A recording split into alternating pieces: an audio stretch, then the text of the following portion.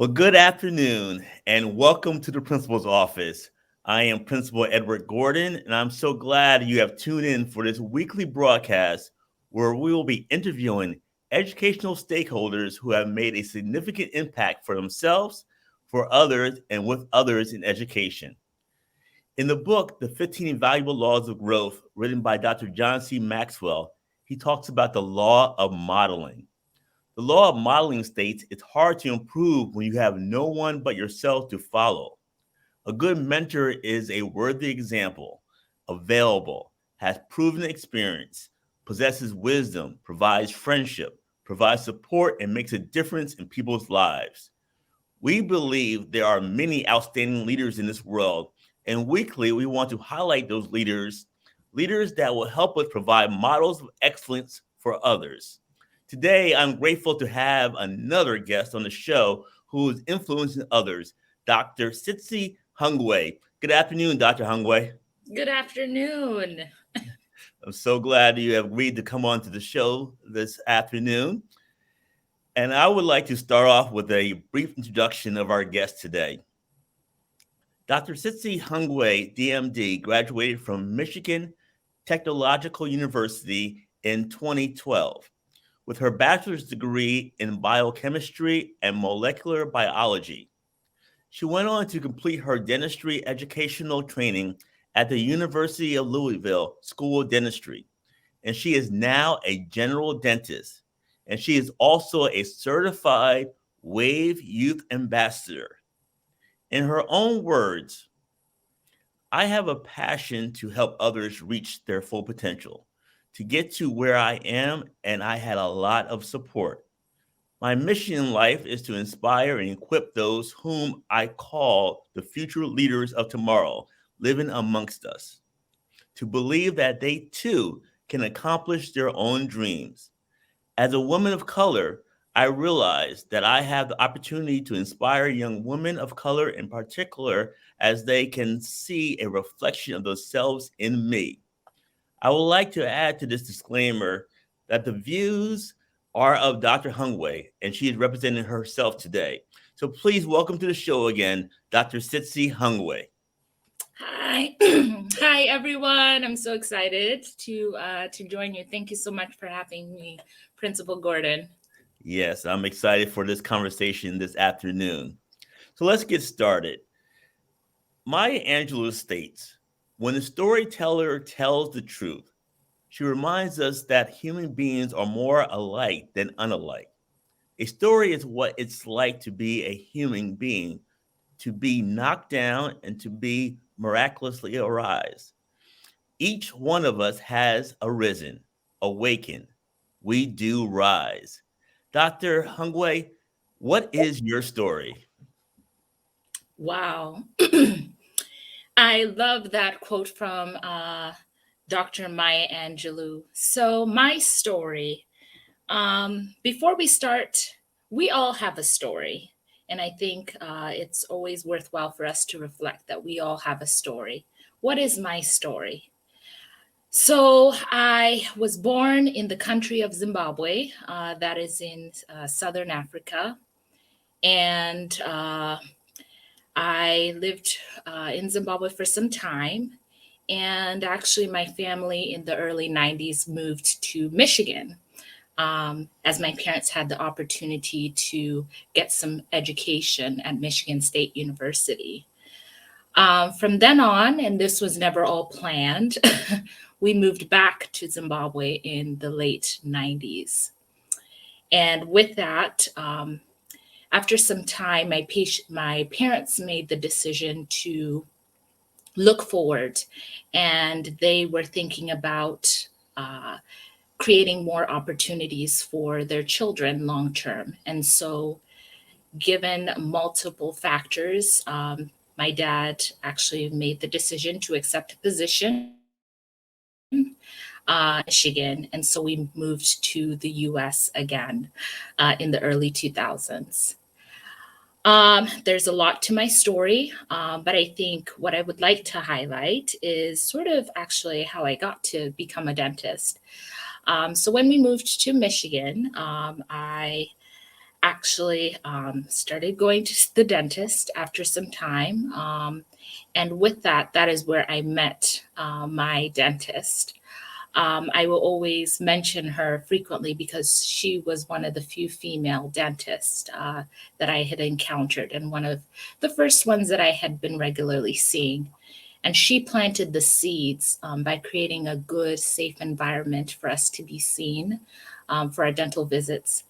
And shortly after some time, as I went into my college years, I made the decision to become a dentist and went on to pursue my dental education, which has brought me to this moment now. So that is some of my story. Well, thank you very much for sharing that with the audience. And I didn't know about, um, in terms of the fact of living in Zimbabwe and also coming to Michigan, then going back to Zimbabwe and then coming back to Michigan. So that is a lot of transitions that you and your family had made to be able to bring you to the point where you are at this period of time. So thank you for sharing part of your story with the audience. And as we continue this conversation this afternoon, definitely more of your journey is going to come out. So I wanted to just to continue. What excites you? What wakes you up in the morning?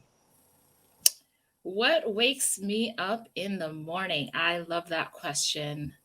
I would say remembering the gift of life that I am living and breathing today and being grateful for each day. I wake up in the morning as well now with excitement for to live out my purpose. As you mentioned in the introduction, my purpose in life I'm very clear of now is to inspire and equip the future leaders of tomorrow, which is the next generation of leaders. And so, with that comes me being very intentional, even in the office when I'm seeing patients, and just trying to bring that joy and positivity in my everyday life. And that's what gives me the passion for each day. Very good, very good. When we talk about your passion Mhm. and what gives you joy, what brought you to that point where your purpose was clear that this is what I'm called to do, this is what I need to do each and every day to fulfill that calling? Mhm. I love that question because oftentimes when we mention this statement of purpose, people tend to get actually a little bit taken aback by that question or somewhat intimidated. Um, my purpose actually, ironically, was made clear given the circumstances of the pandemic that started in 2020 and 2021. Um, I was facing a lot of personal challenges, and it was actually in 2021, the earlier part of the year, where I started to realize that I felt somewhat stuck and I couldn't explain it. I felt that at first it was just maybe the isolation of the pandemic. And I took a moment to think about, and I really thought about, I'm 31, and we all know on paper we retire at the age of 65. And I thought about looking forward, if I were to work another 30 plus years and look back, would I be satisfied with having done all that I can to contribute to society? And I realized that while I was making an impact in my day to day work, which will continue as a dentist, there was a greater level of impact and a different capacity by which I wanted to impact others. And so, in summary, that had me reaching out.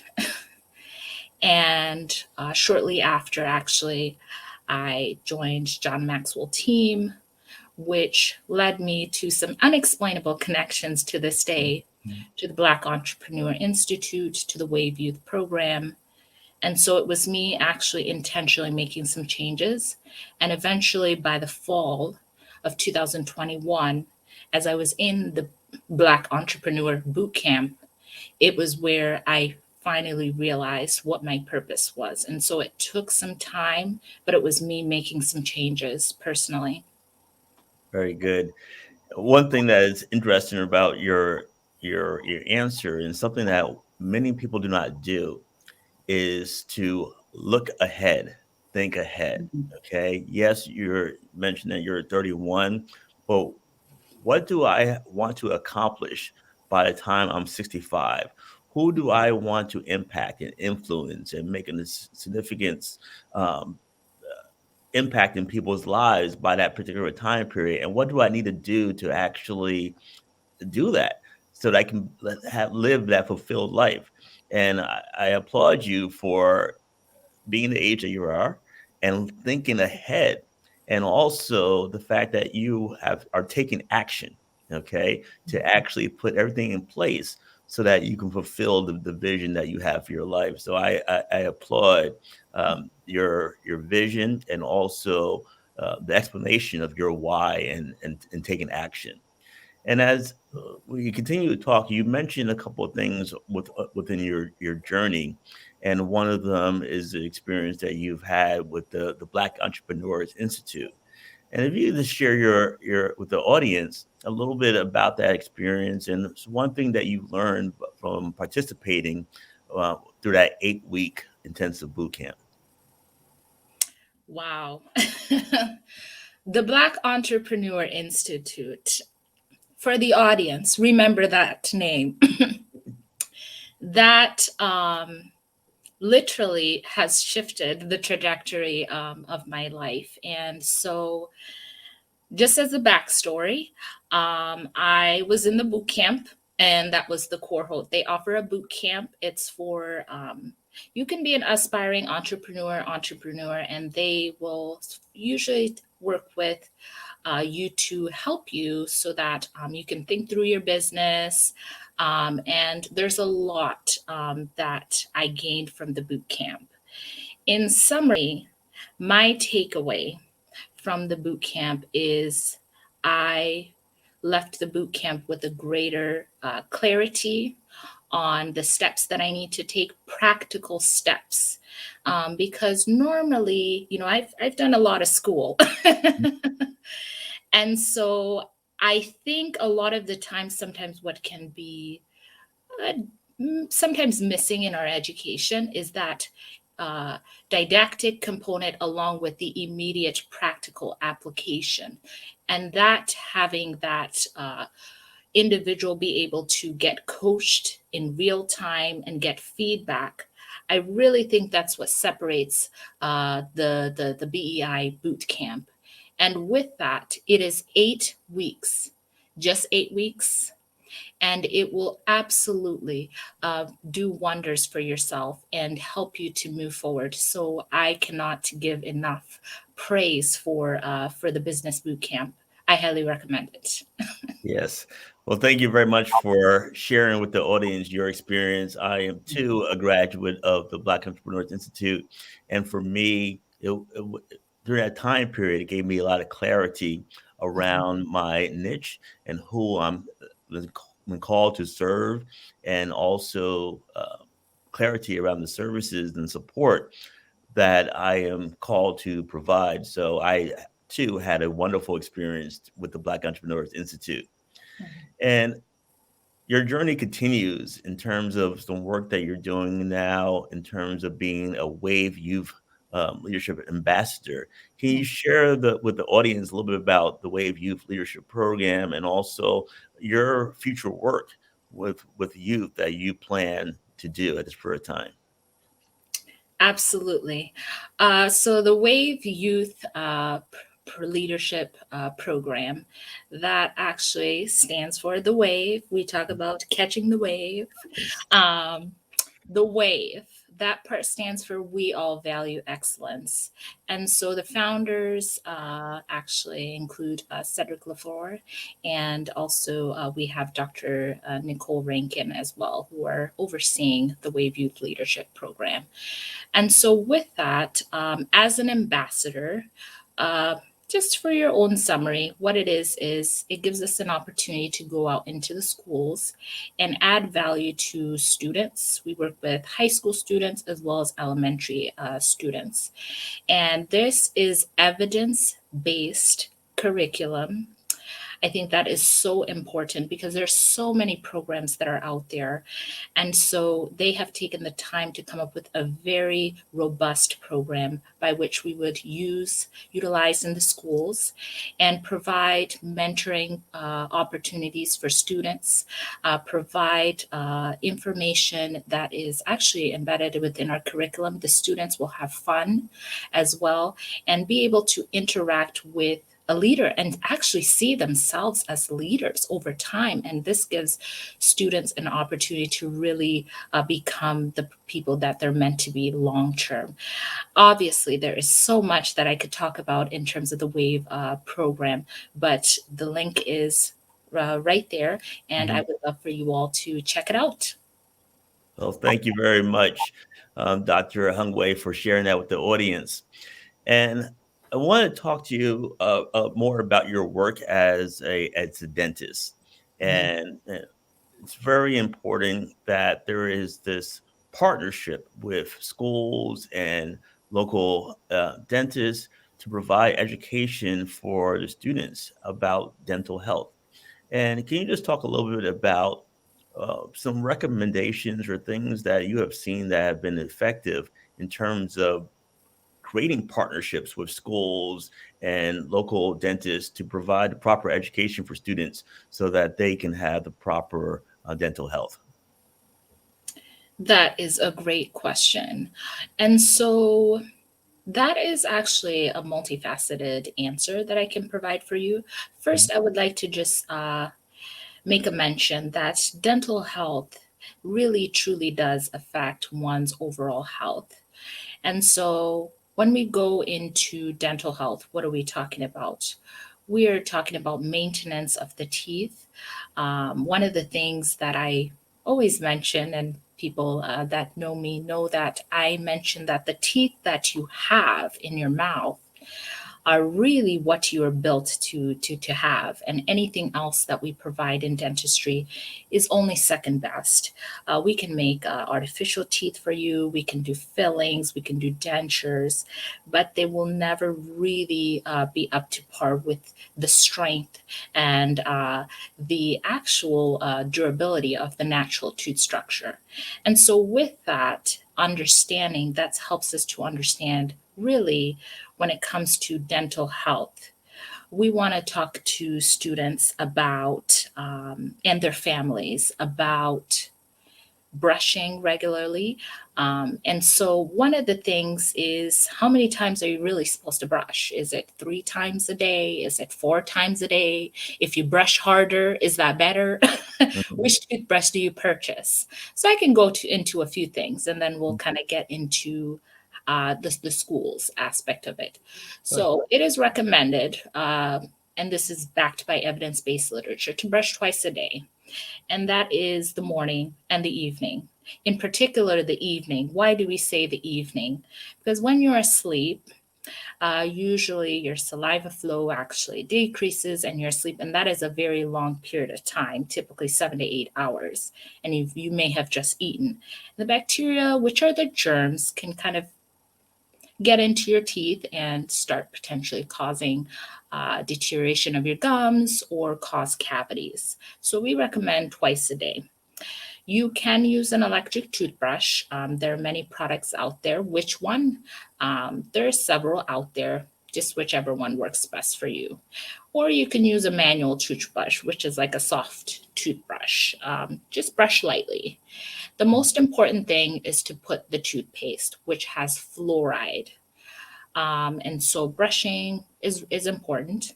And then we also recommend flossing at least once a day. So, what happens then if there are factors by which the person's not able to maintain their dental health? There are always risks of developing pain, infections, and if an infection really gets carried away, you can actually have a life-threatening situation and end up in the emergency room. So, I think that the component of partnering potentially with schools, that has been something that I have observed in the past happen. Now, is there actively around where I live, like robust programs with partnerships with the schools at this time? I haven't quite seen that yet. I think there's a lot of students typically that will try to come in as they can, you know, on their own with their parents to be seen. But I think that question that you asked is a very important question, is how can we better probably consistently partner with schools to provide dental services. And I could be wrong because I don't live in all parts of the country, but I think probably looking forward to partnering more with other school districts is probably a good opportunity for us to provide people with awareness and access to care. Yeah. Well, thank you very much, Dr. Hungwe, for sharing that information. And I am a parent of a 19-year-old um, child who's on the spectrum for autism. Mhm. And yes, children with special needs, you know, with being very sensitive to touch, just other disabilities, because sometimes it's can be a challenge finding the proper dentist that will be able to work with a child with special needs.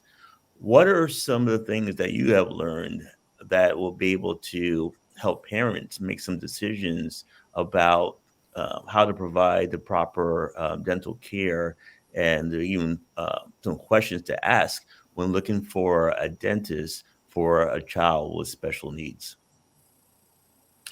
That is a great question.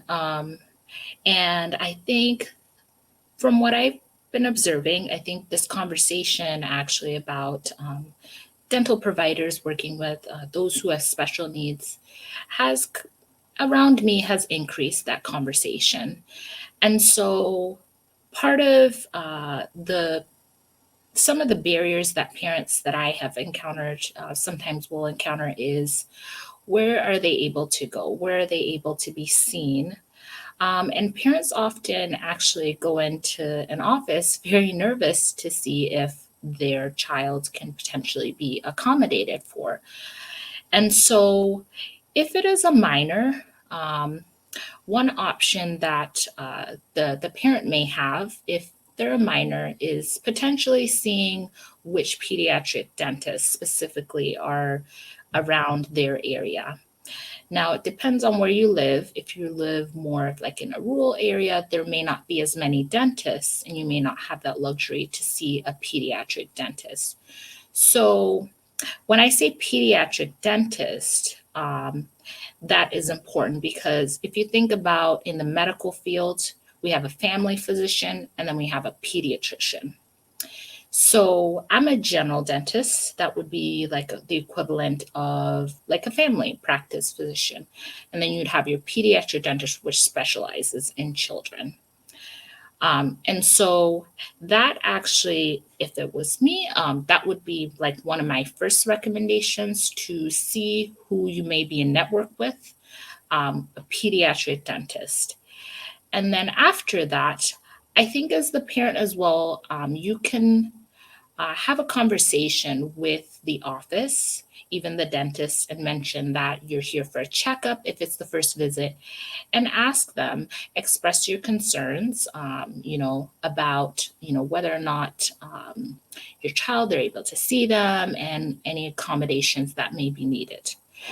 It is not all on the parent. And I am a dentist, and so I actually see diverse populations of patients. And so I have in the past, had these conversations before. And so part of, I feel, as a responsibility of my as a dentist is to be compassionate. I would suggest being a listener and always be willing to learn, but also be humble enough as well. And I always take this stance: if I feel that this person may be best suited to see another practitioner, giving the parent the opportunity to actually get like a referral as well. And so I would say the first practical steps would be seeing potentially, if they're a minor, a pediatric office. If you don't have that opportunity and they're older than 18, just trying a general office and having that conversation. And let's just kind of see what they say about that. But at the end of the day, people are people. We all we all come in different capacities. We're all built differently. And so these are human beings. At the end of the day, we're treating their teeth. And so I will always strive as a dentist to do the very best that I can. And we go from there. Compassion, compassion, compassion. Thank you very much. Compassion, compassion, compassion. Mhm. That is key. That is very good. And thank you for again for the information that you're sharing with our audience. And leads me to another question in reference to this audience. There are school administrators, teachers, or students that are watching the show. Can you speak to that high school student, also that student that is in college, that is seeking to pursue a career in dentistry? What is one piece of advice that you would like to that you can share with someone that is interested in that field in the future? Well, I would say exposure is the key. And so definitely, when you choose any kind of field, especially dentistry, do a lot of shadowing. Go to, if you have a dentist that you're seeing regularly, ask them, hey, can I come into your office? Can I observe? It's very different when you're a patient versus when you are seeing things from the side of the practitioner. And also keep in mind, there are more than dentists in an office. We have our dental assistants, we have our dental hygienists. In our own state of Minnesota, we have dental therapists, which are mid level practitioners, and they have a variety of procedures that they can do. And so observe, observe behind the scenes the type of work that they are doing. That is the first step. The other step would be have a conversation with a dentist or with a dental hygienist, with a dental assistant. Hey, how long have you been in the field? What has your experience been like? Don't be afraid as well to ask, hey, what are some of the challenges you've encountered entering the field? That is part of doing your homework as well, so that you can have some degree of awareness of what you're doing. And when you make that decision, remember this: when you make that decision and you realize that this is something you absolutely need to do, be confident in your decision. There may not be another person in your family, such as myself, who has ever been in the dental field. Mhm. And there may not be even anyone on campus as you go into college that you can look to, if depending on what type of school you go to, that may be doing the same thing. But surround yourself with people who encourage you. And at the end of the day, you've got this. And so go ahead and move forward with the vision. And you too will be like me and perhaps be standing in this position and giving words of encouragement to somebody else someday. Yes. Well, thank you very much for sharing those words of wisdom for our future dentists that are developing this period of time. And what you have shared is uh, the voice of a mentor. And I just want to talk a little bit about coaching and mentoring. And just want to ask the question: do you have a coach or a mentor? You can choose which one you want to talk about, and just share with the audience what is one lesson you learned from that coach or mentor that has really impacted your career. Wow. Just one mentor. I have had so many mentors. I never actually put that name on them. Um, I have had so many mentors throughout my life. And, when we say mentor for the audience, that can be sometimes a loaded word. What does that mean? For me, that has always meant somebody who you cross paths with, who speaks life into you and helps you to move to your next part of your journey and pours into you words of affirmation, actually, even sometimes challenges your thought process. So, who gets the honor of being selected? So I'm gonna put her out there. um, I would say Dr. Nicole Rankin.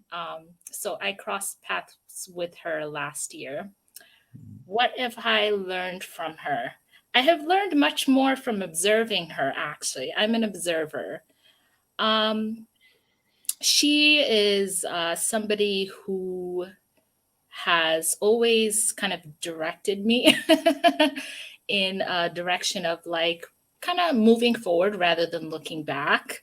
I don't know if she realizes that, but sometimes I tend to look at the past and kind of dwell on those things. And so she's always kind of pointing me in the direction of like, how do we move forward?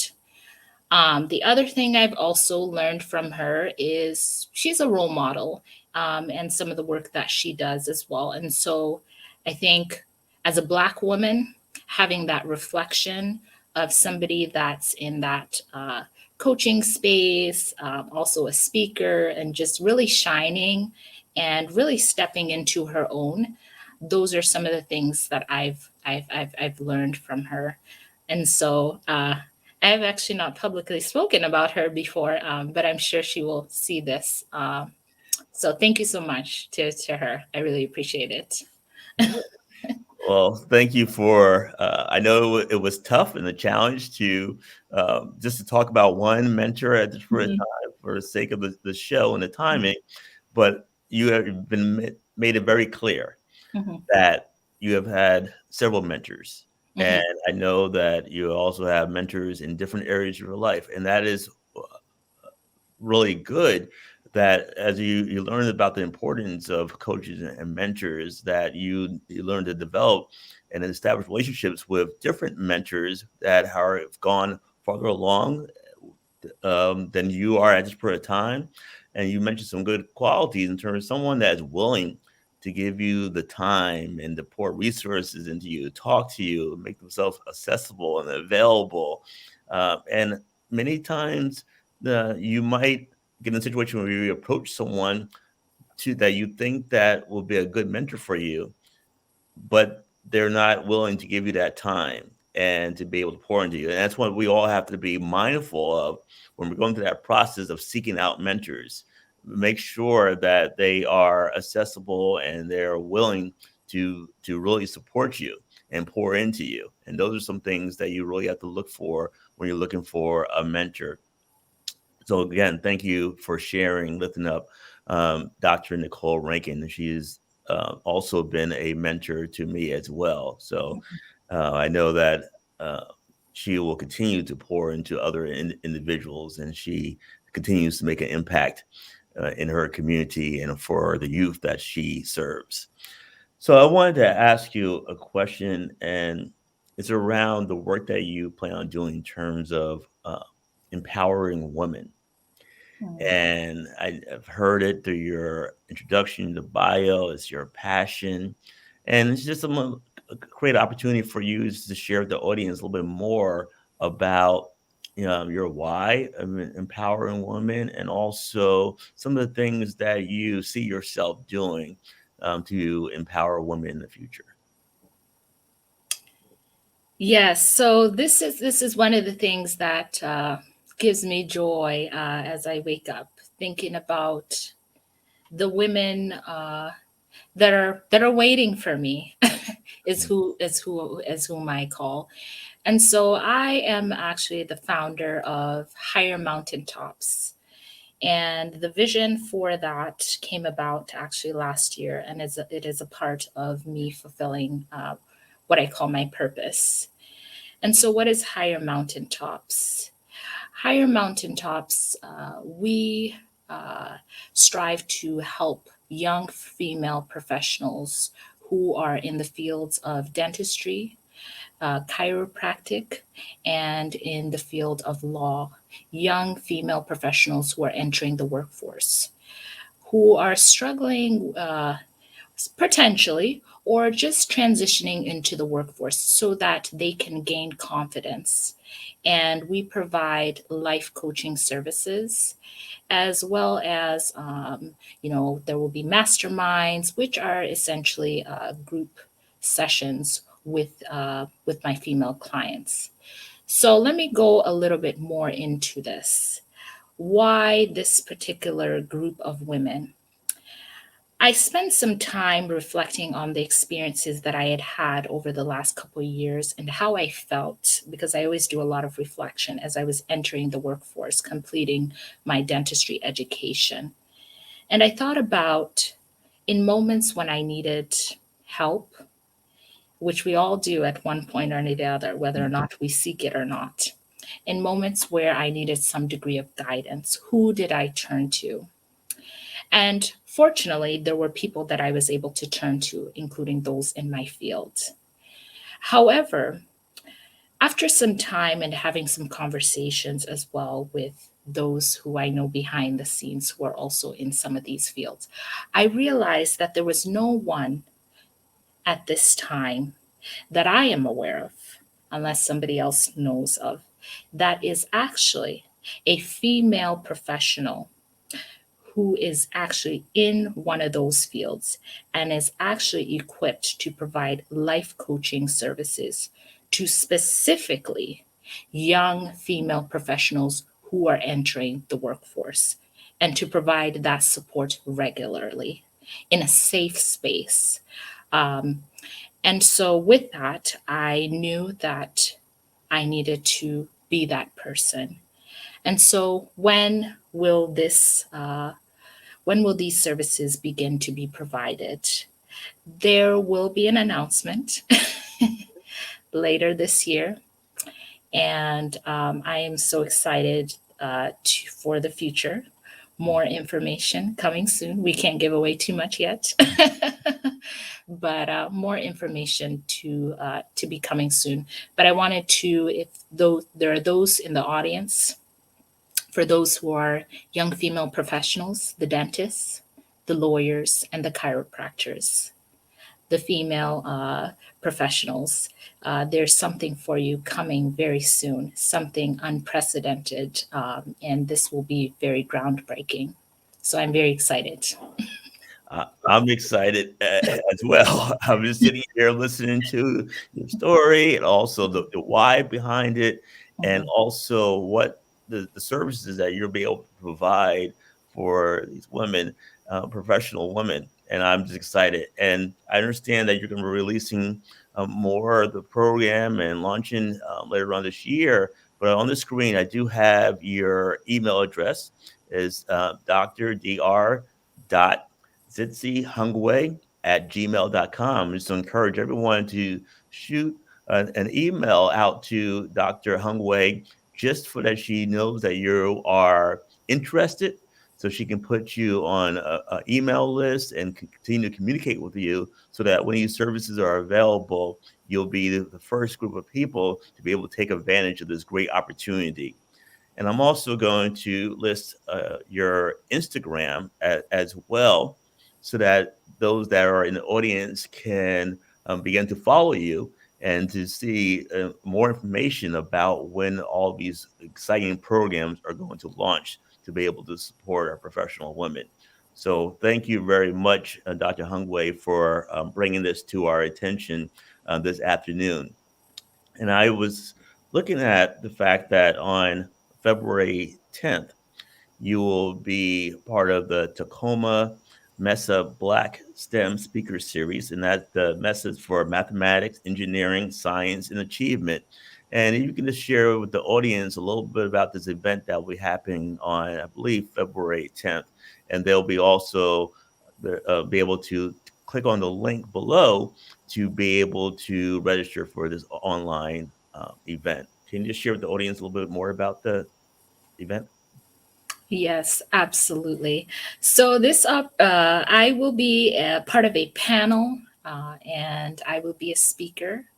And so, what is this event about? It is about reaching out to students who are in middle school and high school. And this is a part of a Black History Month. As you all know, Black History Month is the month of February.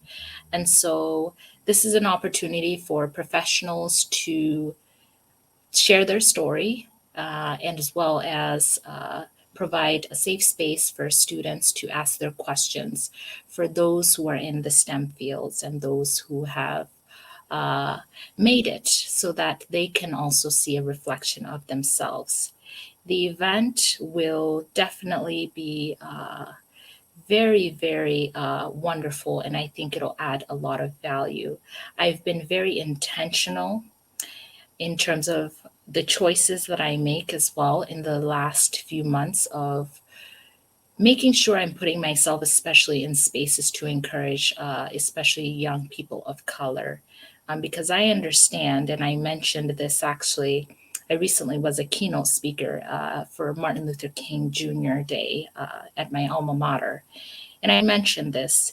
Uh, it's actually about less than 4% of dentists are Black, the entire country. And so oftentimes that can sometimes feel like a burden or a weight, depending on how you look at it. But whenever I have an opportunity to speak words of encouragement and pour into young students, I think that I take those opportunities very seriously and take those up. And so I look forward to pouring into the young women and men of color attending the Black STEM speaker series. Well, thank you very much for bringing it to our audience's attention. And again, for our audience members that are interested in registering for this virtual event, please click on the link below. And I'm excited to hear what you are going to share with the audience on that particular day. So thank you for bringing that to our attention. So as we begin to close out for this opportunity in this conversation today. And like I mentioned before, this audience has various stakeholders in education, students, teachers, administrators, principals, superintendents, board members, business owners that support schools. I just want to give you opportunity to share words of wisdom, anything that you would like to leave the audience with as we close out for this show this afternoon. Well, actually, I would like to specifically speak to those who are in the education space. So, I am actually a product of the education that I've been provided. Um, there's a quote from Nelson Mandela, the late Nelson Mandela, who was the former president of South Africa. He mentions, if I have the quote, education is one of the most powerful tools. Um, I don't have the quote memorized, but he mentioned the value of education and was a huge advocate for that. And so, also during this time, I know as educators, you all have faced many challenges and had to adapt. And so I want to just thank you all, to the principals, to the teachers, to the staff, and those who are working in the schools. I want to encourage you to keep going, and you are planting the seeds for the next generation to really be equipped to take on the challenges ahead, as well as bring much necessary perspectives and their educational experience into the workforce. I would also like to mention a word again about being a mentor to others and also being an encourager to others.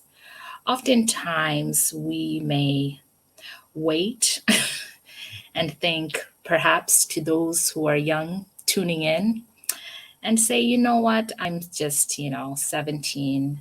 I'm just going to just, do what I can, but I have to wait until I'm an engineer, or I am a dentist, or I have to be a president in order to have an impact on others. I'm here to say that you always have the opportunity, and I will always say this every time, to have an impact in your local community, in your state, and in your larger spheres of influence. So I want to encourage you, life is a journey, and we never truly arrive to the so-called destination. And so whatever you have, there is always something that you have to give to others. And so I want to really emphasize that, because oftentimes we look at people like myself, a certified Wave Youth Ambassador, a dentist, and also the founder of Higher Mountaintops, and say, wow, she's got this, and she'll make an impact, but what can I do?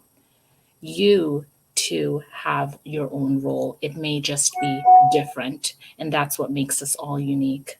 So I want to encourage you all to, as you look forward, people are waiting for you as well, whoever you are on this tuning in today, to move forward, whatever that passion that's within you, move forward, and you too will have an impact on many, many other people as well in your local community. So I wanted to make that clear, and I will always consistently mention that when I talk, because I think it's about also pouring into those who are tuning in as an audience to feel empowered.